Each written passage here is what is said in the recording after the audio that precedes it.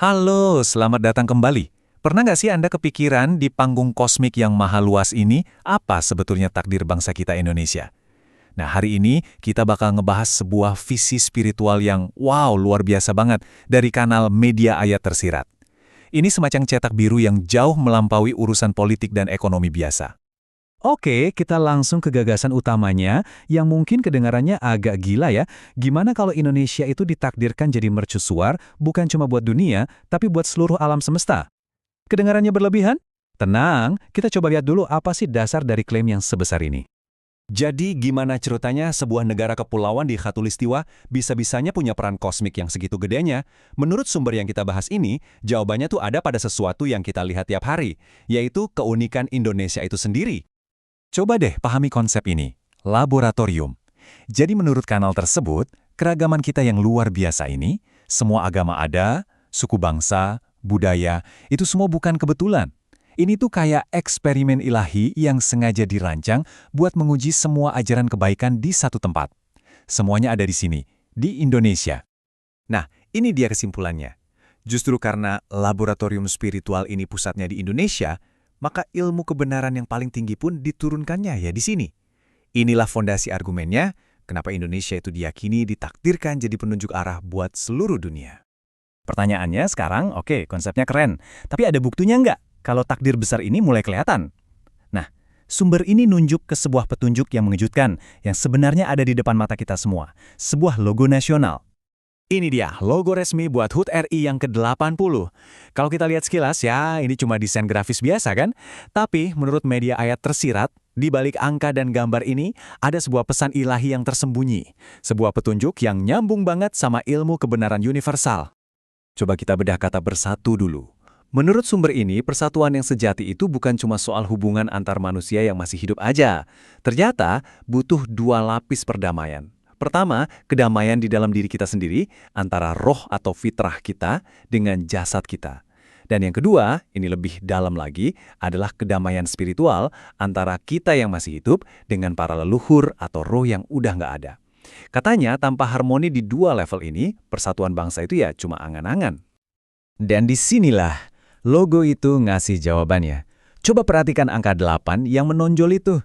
Ini bukan sekedar angka loh, ini adalah simbol dari sebuah jalan keluar. Sebuah jalur 8 langkah untuk mencapai kedamaian total itu, baik di dalam diri maupun di alam spiritual. Jadi, kayak gimana sih jalan 8 langkah ini? Nah, ini dia inti ajarannya. Semacam panduan praktis tentang gimana kita, baik secara pribadi maupun sebagai bangsa, bisa bertransformasi. Tapi sebelum langkah, kita mesti kenal dulu musuh utamanya, yaitu nafsu. Anggap aja ini kayak ego kita yang selalu pengen ngerebut peran Tuhan. Dia punya 3 wajah utama. Yang pertama, rasa aku atau arogansi. Kedua, rasa suci atau ngerasa paling benar sendiri. Dan ketiga, rasa minta puji atau haus akan validasi. Mengendalikan 3 hal ini adalah kunci pertamanya. Oke, 4 langkah pertama ini membentuk satu sisi dari angka 8 tadi. Fokusnya ke hubungan kita sama dunia. Sederhana aja sebetulnya. Pertama, bermanfaat buat diri sendiri, lalu bermanfaat buat orang lain. Terus seimbangkan kebutuhan fisik, kayak makan minum, dengan kebutuhan batin, kayak ketenangan jiwa. Keduanya harus dipenuhi, buat diri sendiri dan juga buat sesama. Nah, sisi lain dari angka 8 adalah perjalanan ke dalam diri menuju Tuhan. Dimulai dari sadar akan bisikan-bisikan nafsu kita, lalu jadi tabah waktu menghadapi suka dan duka, lanjut lagi jadi sabar dengan benar-benar paham kenapa ada ujian, dan puncaknya adalah bertindak dengan niat yang murni, cuma karena Tuhan. Nah, di sini ada pendalaman makna yang penting banget. Sabar dalam konteks ini tuh bukan sekedar nahan emosi atau nahan amarah. Ini tentang mengerti dengan jelas kenapa sebuah ujian itu dikasih ke kita. Misalnya nih, kalau Anda lagi kesel sama orang, sabar yang sejati itu adalah saat Anda sadar, ternyata saya lagi diuji soal rasa suci saya lewat orang ini. Jadi ini soal pemahaman, bukan sekedar penolakan.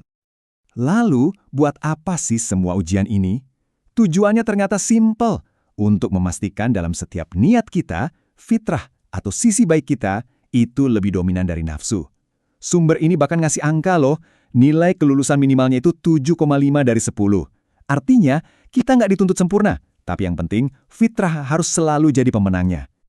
Oke, jadi kalau jutaan orang Indonesia beneran ngikutin jalan ini, hasilnya bakal kayak apa? Nah, disinilah narasinya jadi sangat berani, bahkan bisa dibilang radikal. Seberapa cepat kita bisa mencapai zaman keemasan? Coba lihat deh kontras yang luar biasa ini. Di satu sisi ada visi pemerintah soal Indonesia Emas 2045, yang menurut sumber ini asalnya dari perencanaan manusia biasa. Di sisi lain, ada visi kenabian yang katanya datang dari inspirasi ilahi lewat malaikat Mukorabin atau malaikat terdekat Tuhan, yang bilang zaman keemasan itu bisa dicapai cuma dalam 5 tahun. Tentu aja, ada syaratnya. Dan ini syarat terbesar. Percepatan ini cuma bisa terjadi kalau semua pihak, dari pemimpin paling atas sampai rakyat biasa, bareng-bareng jalanin 8 langkah ini. Kalau itu terjadi, berkah ilahi katanya bakal turun, yang secara ajaib bikin urusan yang tadinya butuh 10 langkah bisa selesai cuma dalam 2 atau 3 langkah. Pada akhirnya, semua pembahasan besar soal takdir bangsa ini ditarik lagi ke level yang paling fundamental, yaitu level individu. Perang yang sesungguhnya itu bukan di luar sana, tapi di dalam diri kita sendiri. Dan ini mungkin wawasan yang paling menantang dari semuanya. Cara Anda memandang masa depan Indonesia itu adalah cermin dari kondisi batin Anda. Kalau Anda cuma bisa lihat kegelapan dan pesimisme, itu pertanda kalau nafsu lagi mendominasi di dalam diri Anda. Sebaliknya, kalau Anda mampu melihat harapan dan optimisme, itu pertanda fitrah Anda yang lagi pegang kendali. Jadi, pada akhirnya, cetak biru spiritual untuk bangsa ini mulainya dari satu tempat, di dalam diri kita masing-masing. Perjuangan untuk Indonesia Emas dimulai dari peperangan di dalam hati kita. Pertanyaan terakhirnya sederhana, dan ini untuk Anda renungkan. Dalam perang batin Anda sendiri, siapa yang sedang menang?